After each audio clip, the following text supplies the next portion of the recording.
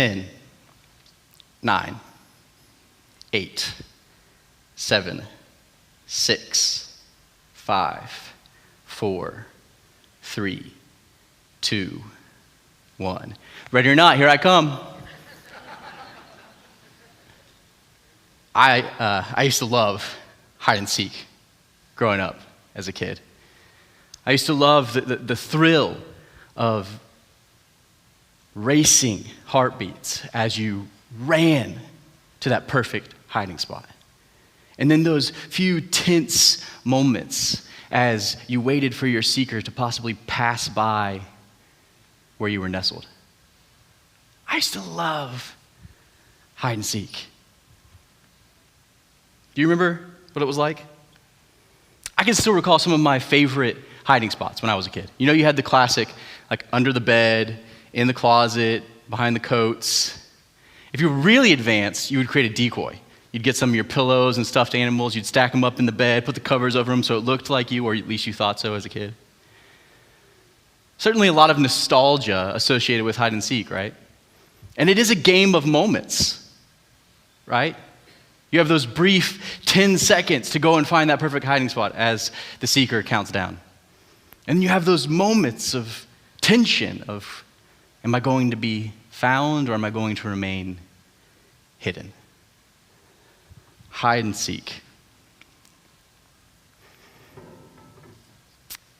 Maybe some of us in the room this morning are playing hide and seek in our lives.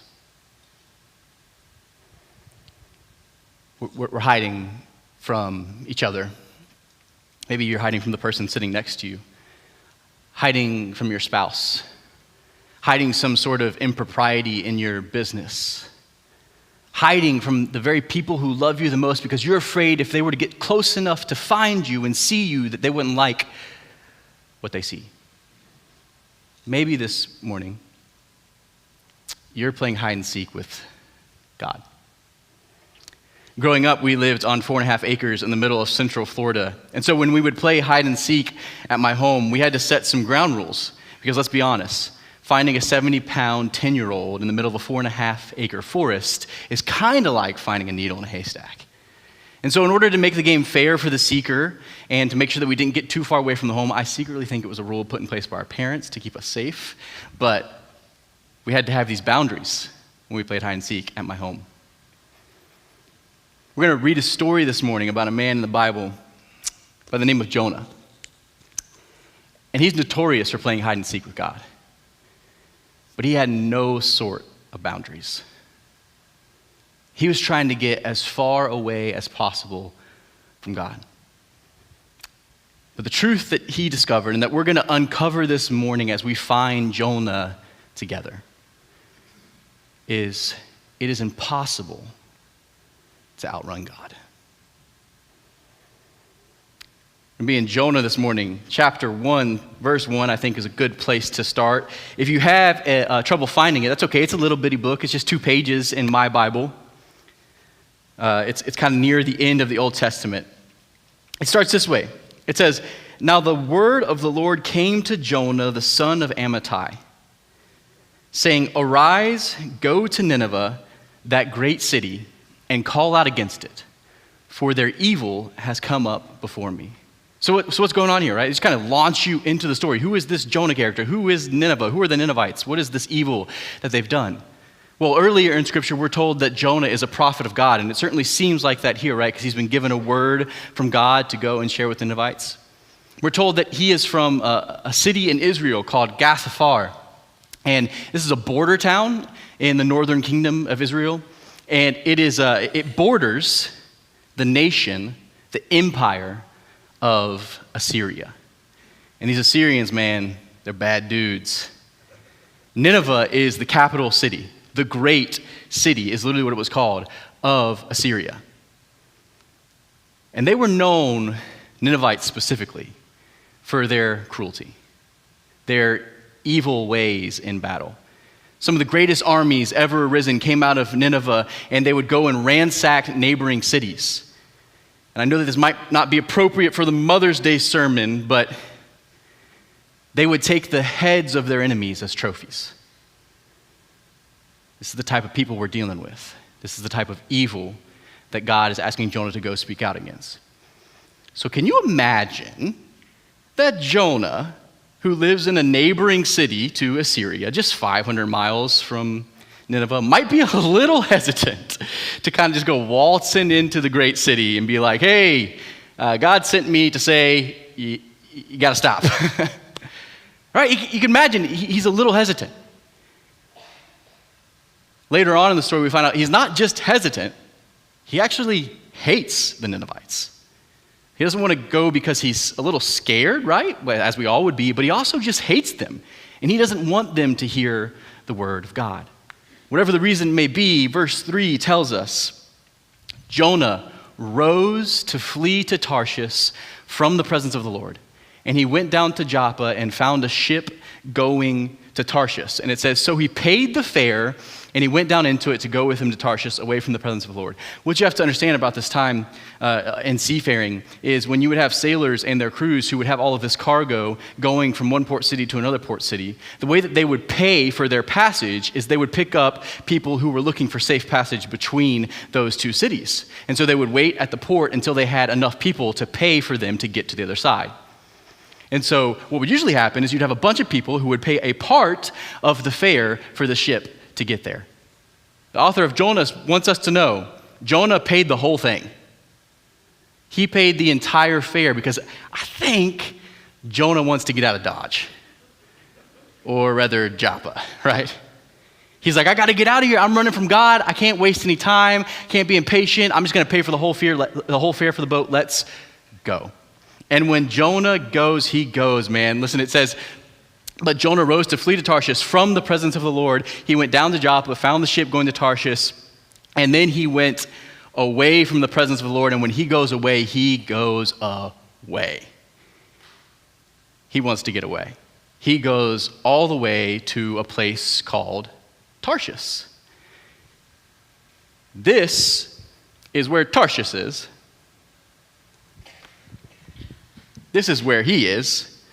And this is where God called him to go. It's about a 2,500 mile difference. He's like literally getting off the grid. He's almost off the map. This is the edge of the known world. This is Asia. He's getting out of there. He's running the opposite direction because he wants to get away from God. And I don't know about you this morning, where you are with God. But maybe you can relate to Jonah. Some kind of shame or fear or hatred towards God has driven this divide between you, and you think your only option is to run away. And so you're flying 100 miles per hour in the opposite direction. This text has good news for us this morning. Notice, at every time in this passage, up till now, after God calls him, Jonah is the one who's acting, right? It says that Jonah rose. Jonah fled. Jonah runs. Jonah pays the fare. He takes matters into his own hands and runs from God. Here is the good news of Jonah. But the Lord. But God. Because now is a time in the story where God is going to be acting. And God is going to be the one running and pursuing Jonah. Because, as we said, it's impossible to outrun God. This is how God pursues him. It says, but the Lord hurled a great wind upon the sea, and there was a mighty tempest on the sea, so that the ship threatened to break up. But the Lord hurled. Now again, I don't want to go 0 for 2 for Mother's Day. But sometimes there are consequences to running from God. There are consequences to running from God. But the Lord hurled a great wind upon the sea. Sometimes Sometimes our God is the God who calms the storm. Other times, he's the God who causes the storm. Oh, that might make us feel a little uncomfortable this morning, right? Because we're real comfortable with the idea of a God who calms our storms. But if we're sitting in the middle of a storm, and you're like, wait, you mean something that God also has the power to cause them? Yeah, he can do both. The wrath of God. You're like, Jake, it's Mother's Day, man. You're going to talk about the wrath of God on Mother's Day? Sorry, guys, it's the text. I got to do it. Jonah runs from the will of God, so he experiences the wrath of God. This is the wrath of God trying to turn Jonah back to him. But this is what you have to understand. The wrath of God and the will of God, the reason he called you in the first place and the reason he's trying to win you back with his wrath, are always motivated by the love of God. Think of it like this. Okay, I have two little toddlers, right? They're quite the pair. They like to rebel together, right? That's kind of their thing they're doing right now. I have one that's just a little over 2, one that's about to be 2. They're real close together, and they are mischievous, all right? The other day, I walked into my bedroom, and I found my daughter, Ayla. She was in my bedside drawer, and she had taken everything out of my bedside drawer and thrown it all over the bedroom. So you can imagine that she accrued a little bit of the wrath of her father, right? Like, no, this is not how we behave. We don't just take things out of people's drawers and throw them all over the bedroom. So I had to have that conversation with her, and I think she got it. So about 4 hours later, it's real quiet, and I'm like, what's going on here? And I walk back to our bedroom again, and now there's 2 little heads on the other side of my bed. She had brought her brother with her this time. And I walked over and I said, now, Ayla, what did I say about getting in the drawer? And she said, but Dad, Campbell said. That's her brother. And I said, sweetie, I don't care what Campbell said. I asked you, what did I say? And she accrued a little bit of my wrath in that moment, right? I had to discipline her. And listen, I don't do that just because I don't want to clean up the junk from my drawer. I do it because I'm trying to teach her boundaries. I'm trying to teach her discipline. I'm trying to teach her what not to do. And I'm trying to keep her safe because I love her. And that's important because yesterday, I walk into the kitchen, and she's now gotten into the kitchen drawer. She's graduating drawers. She's gotten into the kitchen drawer, and she has scissors in her hands, and she's crying because she had cut her finger. Because little 2-year-olds don't need to be getting into drawers by themselves, unsupervised. But she doesn't understand that. I, as her father, do. And I want to keep her safe because I love her. And so sometimes I have to show a little bit of my wrath. Let me explain it to you this way. There's this story that my father tells from time to time about my brother. My dad used to be a area salesman for John Deere, and he would sell farming grade tractors, all right, big 3,000-pound tractors. And he would take us to the office sometimes because my brother and I are little boys. We love tractors, right? So he'd take us and he would say, listen, you got to sit in the office and you cannot come outside into the field where the tractors are. You got to stay in the office unless you're supervised by me. Well, my brother was there one day and he didn't listen to my dad's advice. My dad was dealing with a customer, and there was a tractor that they were trying to fix, and he had brought it in on a trailer, and it began to fall off the trailer tracks. And it was going to tilt over and fall. And my dad looks over, and in a split second, he sees my brother standing beneath that tractor. So what did my dad do? He ran as fast as he could, and he tackled my brother out of the way of that tractor into the pavement and skid his body along the pavement. Blood everywhere. My brother is crying. He couldn't understand in that moment. He felt so much pain. He couldn't understand, why did my dad just tackle me? But he didn't have the understanding to look up and see the tractor that would have killed him. I asked my dad, I said, it must have been hard for you as a father, but would you do it again? He said, you better believe I'd do it every time because I love my children. You see, God will do everything in his power to turn you back toward his will because he loves you and he knows that in his will is the safest place for you. The scriptures tell us that The mariners, the sailors, were afraid. And they each cried out to his God, and they began to hurl the cargo that was in the ship into the sea to lighten it for them. Here are these sailors. They're on the boat with Jonah, right? And now Jonah's problem has become their problem. And now they're throwing all their precious cargo out of the ship on Jonah's account. Here's the truth. Our disobedience can define our relationships. Our personal disobedience can destroy our relationships. It can cause damage. It can affect other people. And so though it might feel like you're alone in your hiding place, the ramifications of your hiding are spilling out onto those around you. It says Jonah had gone down into the inner part of the ship and laying down, it was fast asleep. There's this storm going on around him and he's just snoozing. Moms, is this a little bit like your toddlers who play peekaboo with you, right?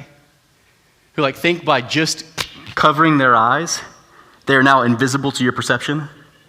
Peekaboo, I'm still here, right? That's what Jonah's doing with God. He's sleeping in the boat. Maybe if I close my eyes, he'll forget that I'm running from him. It's no, Jonah, it's impossible to outrun God. And so the captain comes to him and they say to him, "What do you mean, you sleeper? Arise, call out to your God. Perhaps your God will give a thought to us that we may not perish." And here's the reality that Jonah felt, the tension that he felt, that we feel sometimes. It can be hard to call out to God when we're so far from him. The sailors, man, they're doing everything. You've heard of the pirates who don't do anything? These are the pirates who do everything. They're doing everything in their power. They're throwing everything over the side of the ship. They are bailing water. They're casting lots, trying to figure out whose fault it is. They're praying to their gods. Jonah's asleep, and when they ask him to pray, he can't even bring himself to do that. Because as you know, as I know from times that I've been far from God, it can be hard to call out to him in the middle of a storm when we feel like we're far from him. So the sailors, they cast the lots. The lot falls on Jonah, and they're like, all right, so it looks like it's your fault. They're attaching spiritual consequences to this physical storm. And so they say to Jonah, dude, what's up? Level with us, man. Who are you? What's your name? What'd you do? He says, I'm a Hebrew, and I fear the Lord, the God of heaven, who made the sea and the dry land. Oh, man, if I was one of those sailors, I would have fallen out at this point. The God who made the sea...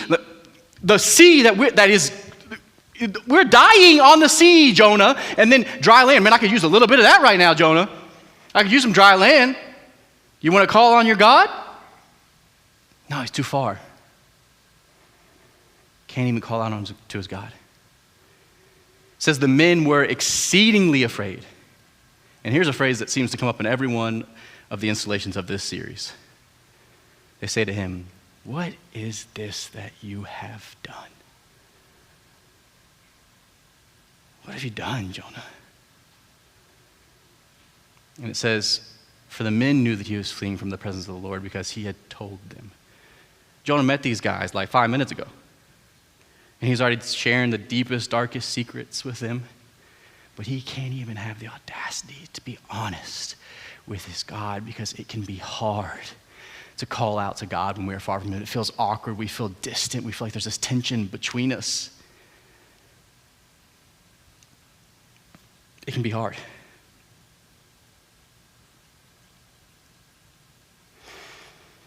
And so he says to them, pick me up and hurl me into the sea. Let me just pause right there, right? Jonah, you've been running this whole time, bro. Those legs seem to work pretty good. You think maybe you could just jump out of the boat? I mean, if the problem is you, we've all identified it. Why don't you get out of the boat? Pick me up. The cowardice, right? Pick me up and hurl me into the sea. Then I know that the sea will quiet down for you, for I know it is because of me. You think, Jonah? You think? Yeah, we're pretty aware. Thanks for updating us.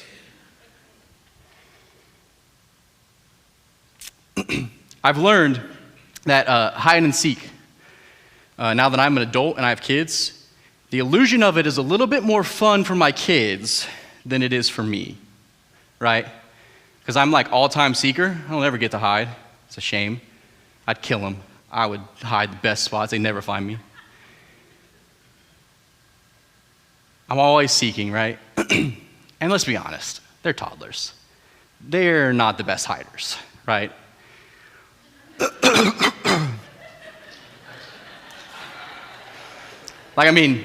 It's not a great hiding spot for Ayla. It's definitely not a good hiding spot for you, Cam. I can see all of you, buddy. You can't hide from your dad. And Campbell runs from that spot as I find him, and wouldn't you know, he runs smack dab into his father.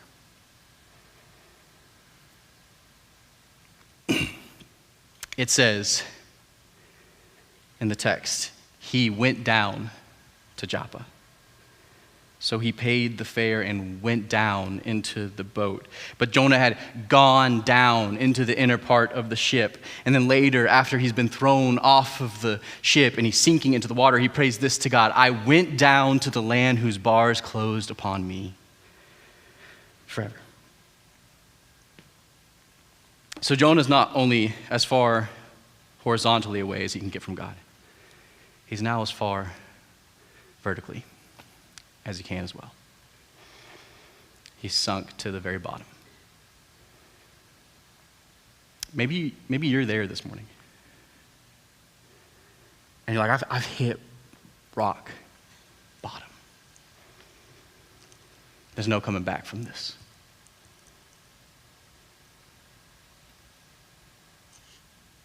Here's those words again. And the Lord. But the Lord. When we think our story is over, God is just getting started. For anybody else, jumping out of a boat in the middle of an ocean during a storm means certain death. But God. The Lord appointed a great fish to swallow up Jonah. And Jonah was in the belly of the fish 3 days and 3 nights. What a fantastical story, right? But here's the truth for us this morning. You can never run so far or sink so low that you can't be consumed by God's love. You're never too far, because it's impossible to outrun our God. I'm reminded of the psalmist in Psalm 139. He says, where can I go from your spirit, O Lord? Where can I flee from your presence? Jonah understands that, right? Where can I go? If I go up to the heavens, you're there. If I make my bed in the depths, like Jonah, you are there. If I rise on the wings of the dawn, if I settle on the far side of the sea, like maybe Tarshish, even there your hand will guide me, your right hand will hold me fast. And check this, surely the darkness will hide me, I say, and the light become night around me. Even the darkness will not be dark to you. The night will shine like the day. For darkness is as light to you. When we feel like we're hiding from God, like we're shrouded in darkness, man, if we would just turn toward him, we'd run smack dab into our Father. So the question for us this morning is, will you slow down long enough to be found? Jonah says, when my life was fainting away, I remembered the Lord. Will you remember? Will you turn back toward God? I love this. It says, the Lord spoke to the fish and it vomited Jonah out up onto the dry land. Here's that dry land he's been wishing for, right? Covered in bile. Can you just hear, if you're playing hide and seek with God this morning, can you just hear him shouting to you? Ready or not, here I come. Ready or not? Because listen, God doesn't care if you're covered in bile. He doesn't care if your life has been put back together yet. Ready or not? Jonah still smells like the bile of the belly of the well, and I'm sure he has like a seaweed crown around his head, and he's covered in a fish net. God doesn't care if you're still covered in the mess that's been consuming you. He doesn't care that you smell like you've been a long way off, or that you still show signs that you've sunk all the way to the bottom. He wants you. And whether you know it or not, he's been pursuing you this entire time. So can you hear him? Ready or not? Here I come. And that can be like that defining moment in hide and seek, when we discover whether or not we're going to be lost or found. God wants to redefine you this morning as found. And if you're in the room this morning, you're like, Jake, I haven't been running from God, so like this message is not for me. Sorry, the story of Jonah doesn't end there. See, when God redefines us as found, the purpose of our life changes from hiding to seeking. So you're not off the hook this morning. It's a fish joke. I had to get one in somewhere. The purpose of your life changes from hiding to seeking. Jonah goes to Nineveh. He listens to God now, right? He goes begrudgingly and he tells him, hey, listen, turn to God. If not, you'll die. God protects him. And wouldn't you know, the whole city, this Bible tells us, even their cattle repent. And you would think Jonah, as a prophet, would be thrilled about that. 120,000 people turn to God in an instant. No, he grumbles. He complains. Because Jonah is not our example of what it looks like to live into our calling. But there is another man who has a lot of parallels to Jonah, who we're called to follow. His name is Jesus. And Jesus shows us the way. You see, where Jonah paid the fare and accrued the cost and he never arrived at his destination, Jesus pays our fare. He takes on our debt that we might receive safe passage to our destination. Where Jonah is hurled unwittingly into the storm created by God's wrath, Jesus willingly throws himself into the storm of God's wrath. Whereas Jonah risked his life so that his enemies might not be saved, Jesus gives his life so that the enemies of God might become friends of God. Jonah is thrown overboard in order to escape God's wrath on him. Jesus jumps overboard to consume God's wrath on our behalf. 3 days in the belly of the well, vomited up, covered in bile, and narrowly escaping death. Jesus, 3 days in a tomb, resurrected to new life, crowned in victory over sin, and conquering death. That's good news, right? The question for us in this text this morning is, for those of us who are found, who are walking with God, is who do we want to follow? Want to follow Jonah? Or you want to follow Jesus? See, I want to be defined by my commitment to the mission of God. I want to count the cost and do whatever it takes to help people reach their destination in Jesus. I want to appeal to God on the behalf of those who are far from him and throw myself into their storms because I'm so confident that I'm in the will of God when I'm pursuing others that the love of Jesus will protect me. I want Mountaintop. I want our church to be defined as the people that will give our very lives for the sake of the gospel. Because we want to see all those who are far from God turn back to him. I'd like to see us become a community defined by jumping out of our comfort zones for an opportunity to reach people. Because here's the truth. We've been found. We're no longer hiders. We're seekers. And we take every moment of the rest of our lives to introduce people to the man who rose from the dead, defeated sin and death, and can offer them a new opportunity at life. It can be really easy, right, to look down our noses at Jonah, kind of like he did at the Ninevites, and be like, man, really, Jonah? After all you've been through, you're going to stand there and act like somebody else doesn't deserve the mercy of God? Really? But the author of Jonah does something really interesting. He ends the text with a question. And Jonah never answers it. So who's supposed to? God says to Jonah, should I not pity Nineveh, that great city in which there are more than 100,000 persons who not know their right hand from their left hand, and there's also much cattle?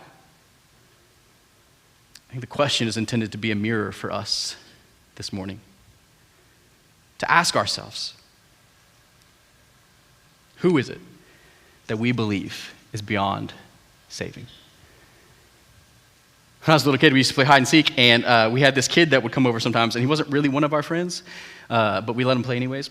And he was really good at hide and seek, at least the hiding part, like too good. I think it was because he was a little weird, so he had gotten used to it. But he would always hide in really hard to reach places, and he'd be the last one out there. And I'm going to be honest with you, sometimes we just leave him, or start the next round and not tell him. Because the best people at hide and seek, the best players of hide and seek, they're typically the loneliest, right? We have a tendency to forget about them.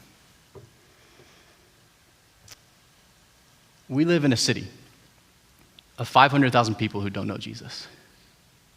500,000 people hiding in plain sight. And they're shrouded in so much darkness that they too can't tell their right hand from their left hand. Are we just going to forget about them? Do we think that they're worth seeking? And to what lengths are we willing to go to find them? I think it's time we flip the mantra on its head and we adopt God's phrase. Ready or not, here we come. Ready or not, Birmingham, here we come. I don't care what's in your past. I don't care what you've been running from. Ready or not, we're coming for you. And we're carrying with us the good news that no matter how far you are from God, it is impossible to outrun his love. And might we be a living representation that you, Birmingham, can always run out of hiding and back to the Father. Because you just never know. You never know who's out there waiting for their defining moment. And it might seem insignificant to you, but I promise you, it can change their life.